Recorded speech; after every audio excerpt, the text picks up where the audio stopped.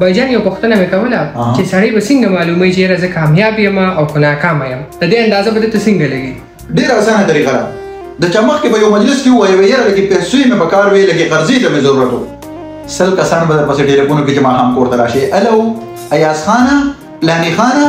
پیسو ته دې ضرورت دی څومره دې په کار دي کوم ځای ته دروړم پېښه چې کامیاب دی او چې کله ناکام یې که نه نو د خلکو دروازې به ډبې او هغوی به راځي او وایي به په سوري کې ګوري چې بار ایاز خو نه دی ولاړ قرضه غواړي خپل سکر اور به هم درله قرضه نه درکوي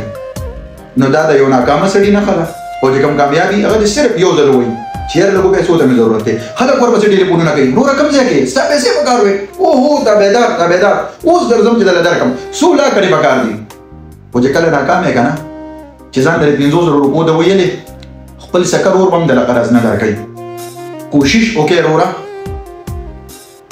په دې شي باندې بیا چې کوم دی نو بیا به ستا خبرې هم اقوال زرې وي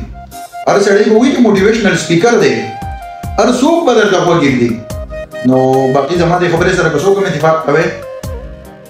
نو دا ویډیو شیر کړئ مخکې